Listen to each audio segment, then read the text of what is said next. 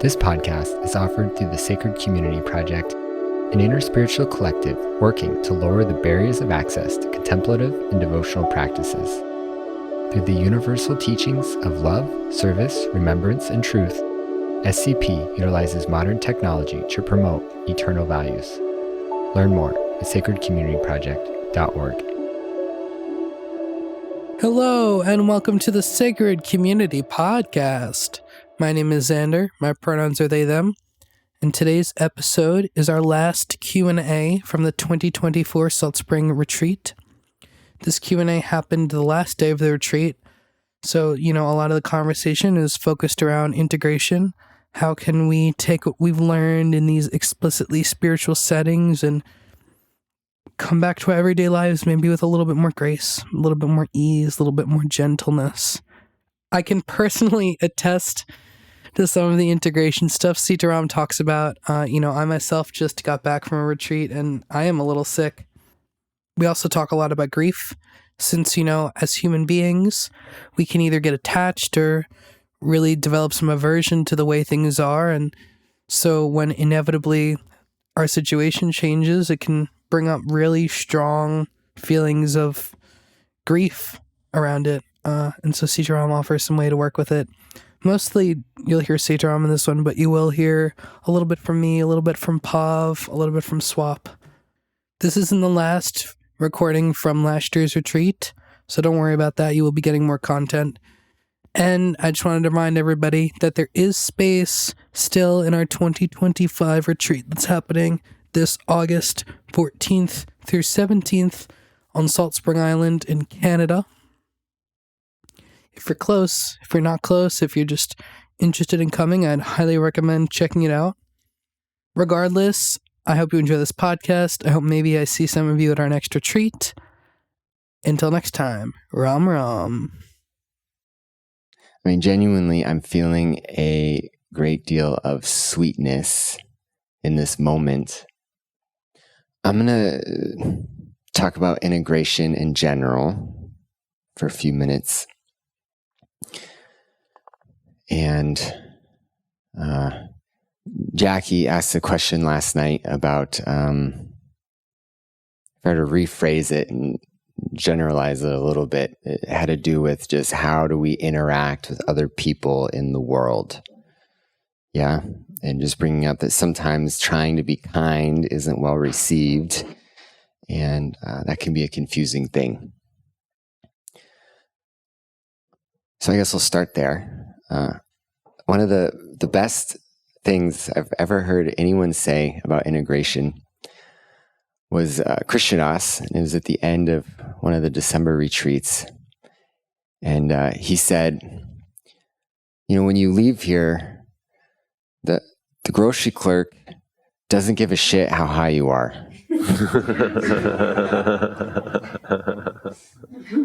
That's what he said.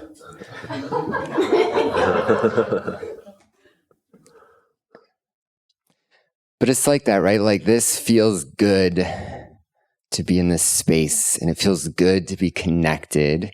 And it's very normal to want to feel that with other people when we're out in the world.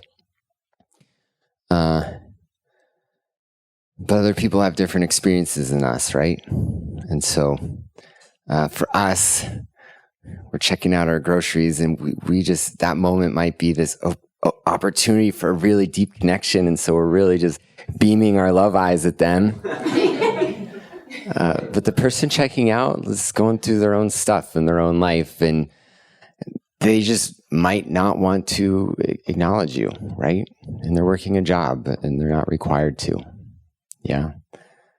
So the way we show love and care, the word that's coming to mind is it's relational and dynamic and in the moment. And what love looks like in this moment when we're in a community of open-hearted people isn't necessarily what love looks like in other environments. I've spent a lot of time in my life doing crisis work where if one thing goes wrong, people could be hurt. And I've had moments where people are this far away from me and telling me they want to beat the shit out of me. Right? And I'm not like a big guy by any means. And I've had genuine, authentic moments. Not saying this is all the time, but I'm sharing moments that taught me something about what's possible. I've had moments and situations like that where I felt genuine love and compassion in my heart. But my face, there was nothing about it. I wasn't smiling at them. I wasn't like beaming them with love with my eyes, right? Any of that could have just got me hit or got someone else hurt, right? I mean, that's not what was needed. My face was just very neutral, right? So what was appropriate in that moment was very different. And moments like that tend to call forth the best of ourselves. But all that to say is that love doesn't always look the same way. I'm going to go tonight, I'm going to stay with my parents on my way home, and they don't understand any of this at all. And I'm going to go, and there will probably be some natural lightness of my being, and they're going to ask me how the retreat went. And I've just learned that I'm just kind of like going to hide and minimize a little bit. And I'm going to just say, it was really nice. And I got to see some people that I really loved. And I don't really need to tell them about whatever these ineffable transmissions of love are that we all receive. So that's one piece, right? Like we're teaching each other what sacred community looks like, what's possible. Sometimes I think about, right, what's said about the Satya Yuga, this age that's said to be many, many, many, many thousands upon thousands of years ago. When essentially everyone, like whatever this thing is that we're tasting, just everyone lived like that all the time. And even if that never, maybe if that's only in some mythological time, even if it never happened, even if it's not in our collective memory somehow, it's still incredible to me that that's in our collective imagination, right?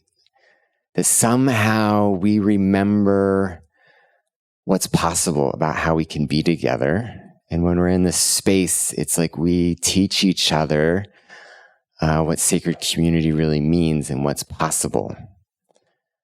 But that's not the world that we're going home to, right? I mean, people are stressed and there's people with ulterior motives, and we do need to protect ourselves, and that's part of the work too. With that, it's also a guarantee, because all feelings are impermanent. That whatever level of highness that we feel, there's a lot of energy pulsing through us, just collectively. Right? On one level, we're all physically tired a little bit, but there's also just Shakti. I mean, it's there. And I just know a lot of us feel it. Collectively, we're feeling it. We're not supposed to even try to hold on to that all the time. It's here now. It's doing the work it's supposed to. And when it starts to dissipate, that's also supposed to happen. And that can look like a lot of different things. It can look like a crash. It can look like physical exhaustion. It can look like maybe what feels like a depression coming on, which I know can be scary if some of us are prone to that. It also doesn't have to be so sudden, right? It can just be a gradual shift into day to day.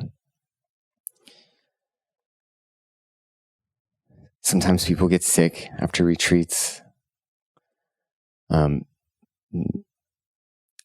that ahead of time, then we know that it's not a mistake. We're not doing anything wrong. We haven't fallen off of anything. Yeah. A big piece of this is non-attachment. And as we learn to have more and more energy channel through our bodies, we have to learn in deeper ways what letting go means. Yeah. Because it can feel good and we like it. And it's easy to get attached. But actually, by letting go of that attachment, we allow that energy to work through us more effortlessly. There's a line I like by William Blake that captures this really well.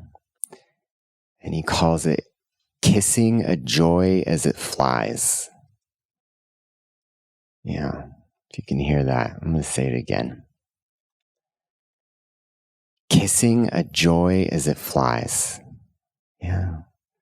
Just this beautiful image there of like emotions coming through us, flying by almost like birds. And some of them are just so incredible.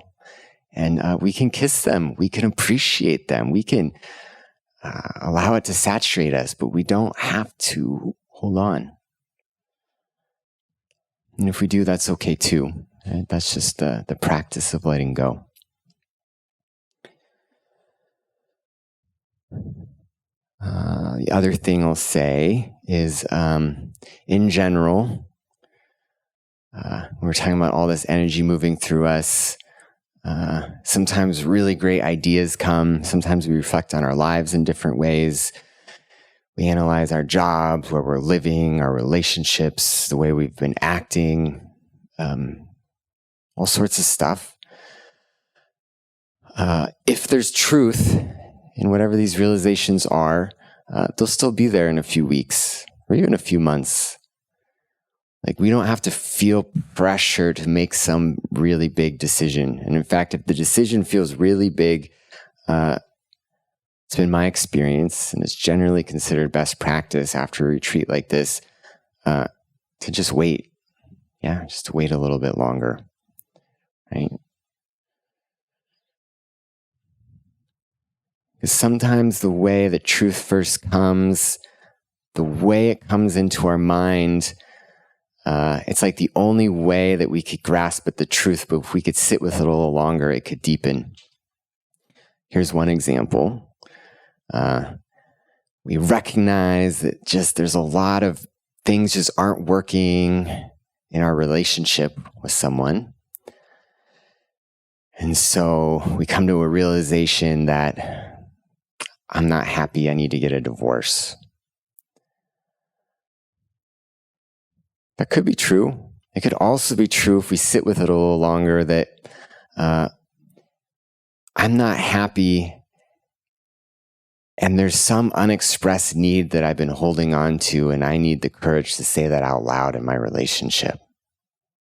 Yeah. But that's the kind of thing that generally takes time for that deeper truth to emerge.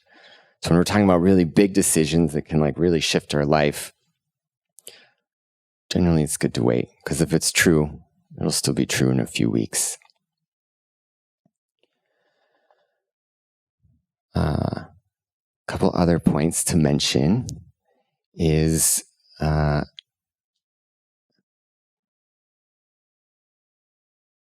we're all here in community in satsang, and there's an acknowledgement that a lot of us live in places where we don't have access to deep community like this. A lot of people here are local-ish in the BC area, and we will send out a final email. And I know there's a Vancouver satsang and there's a Victoria satsang, and so there's ways to connect with people locally. But if that's not you, or even if it is, Sacred Community Project has online satsang hangs. Currently it's happening 3 times a week. There's also one specifically on grief that's happening monthly. And this is a way for us to come together and connect and to just keep these connections going, so that we don't have to feel alone. And I know I've found that what allows me to not have to get my satsang needs met from the person at the grocery store or my family is when I'm connected with satsang. Yeah? Because it is a need to be seen and to see. So I want to be in satsang so I can have that, so that I can be a loving presence when I'm out at the grocery store or whatever it is, right? Knowing that what's appropriate in those situations are going to be very different, and that it's not about getting some really deep spiritual need of mine met. So in a moment, we can go through a couple more questions, but anything that feels like it wants to be mentioned about integration? I'll mention a couple things. So the first day of the retreat, we practiced mindful eating and what it felt like to actually chew our food and notice before we reached for the next bite. Just want to invite that practice into our lives, and also recognizing that food is not the only thing we consume. We're also consuming media and content. And I invite you to just notice, not judge or interpret or control, but just notice if you're chewing your food. Notice if you put your utensil down. Just notice. Don't judge yourself for it. Our spirituality can become such a bastion of perfectionism that it can be really harmful. And I hope, if anything, this retreat, it leans you towards kindness. Kindness. When you feel yourself getting all uptight, oh, I'm not doing my practices, I'm a bad devotee, blah, blah, blah. Oh, sweetie. Yeah. Be kind. I see a quote from Baba Haridas just outside of the satsang house. Maharaji says, "Love everyone." And Baba Haridas expanded, saying, "Love everyone, including yourself."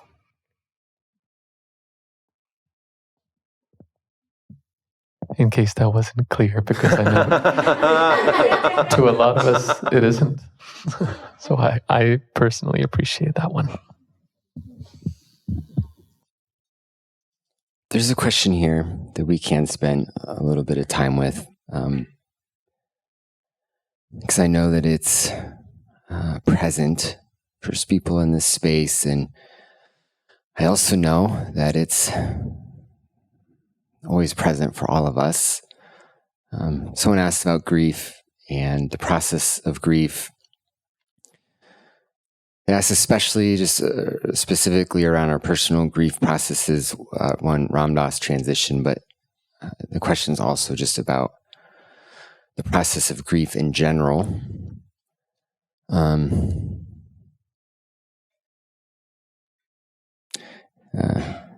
Grief is something that I probably do have a few things to say, but I'm going to pause for a moment and just see if there's anyone else in this space that has something meaningful to say. Especially if there's someone that hasn't shared much or feels really inspired.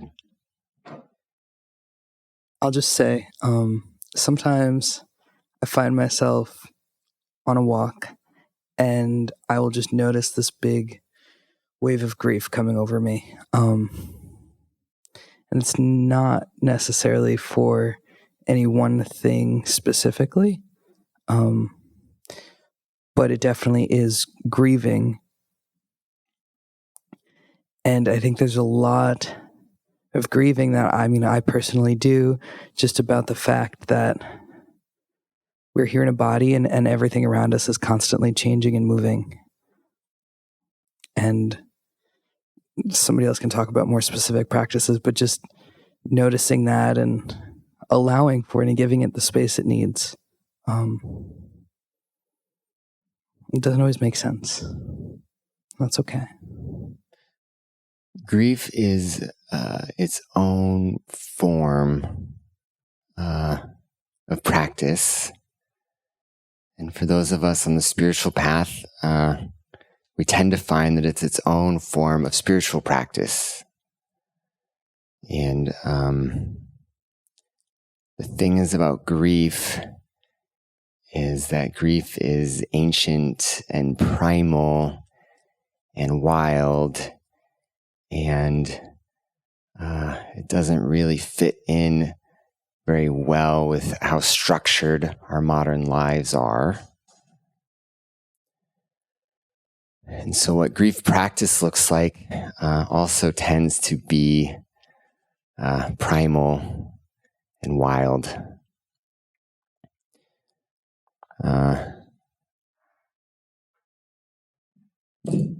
One of the best phrases that I think captures the essence of it is that the way that we heal through grief is to grieve. Yeah. Grief can be dark and painful and confusing and earth-shattering.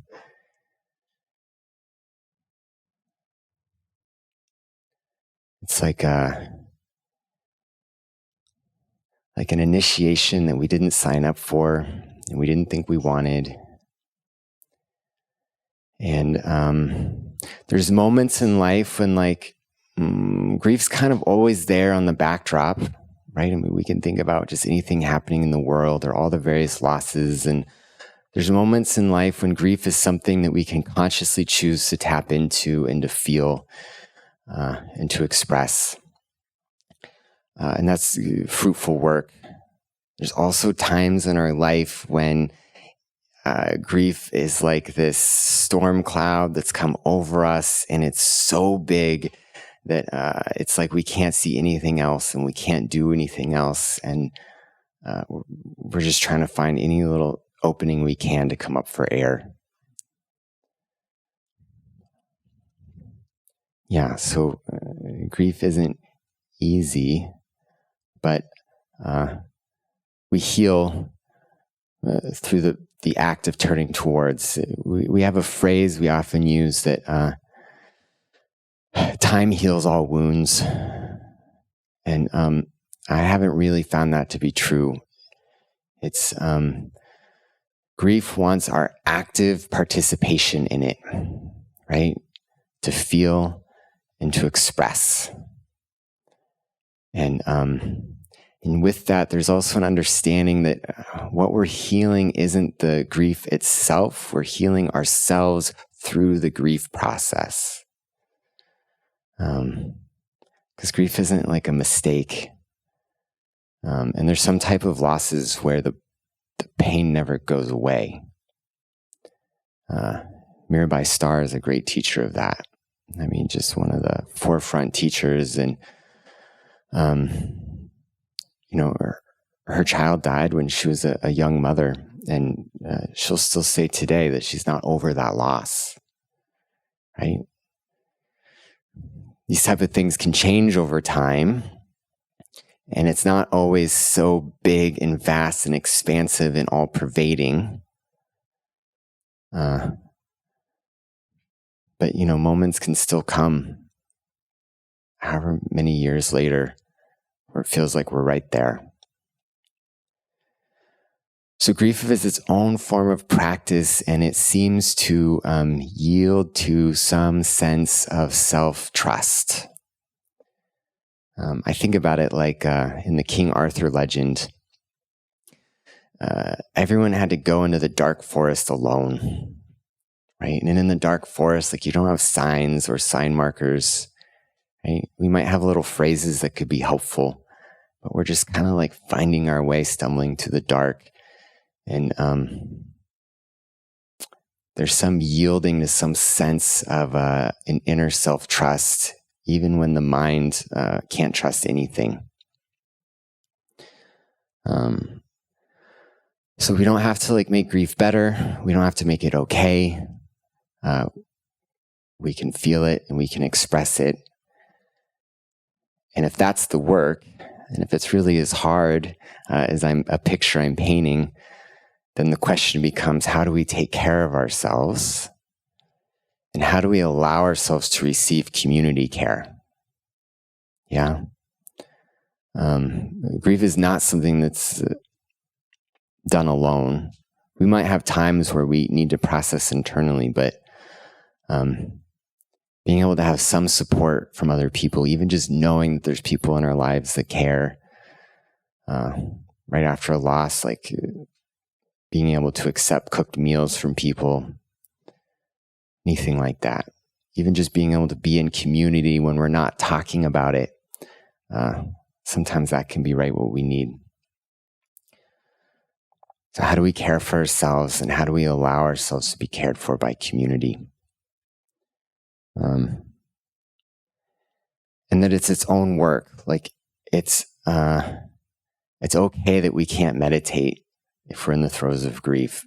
That's just not what the work is in that moment. I'll say one last piece. It was a very visceral moment for me. We were in a pool with Ram Dass, and he was doing a Q&A. And someone asked the question. They had done a lot of death and dying work.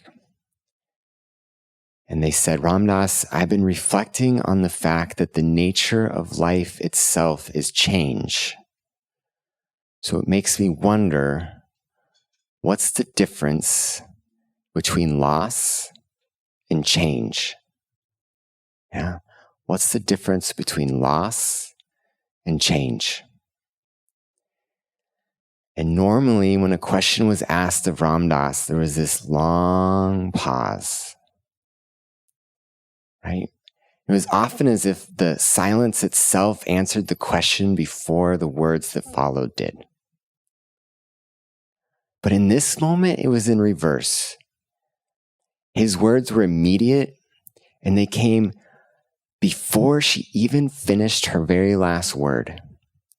And they were searing, like they cut across the space. He said a single word. He said attachment. Difference between loss and change is attachment.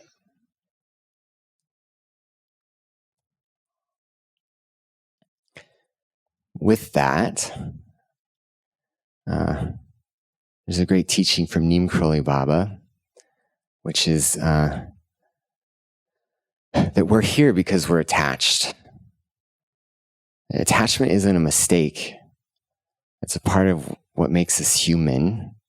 We don't beat ourselves up or spiritualize the fact that we're attached. It's just a part of our predicament, a part of our human condition. And attachment is so intimate with love. It's separate. We can love without attachment, but attachment often forms when there's love, especially in relationships that we hold dear, have known for a long time. And grief is also a testament to these attachments unwinding, and it's a testament to the love felt. And grief doesn't go away, but it changes over time.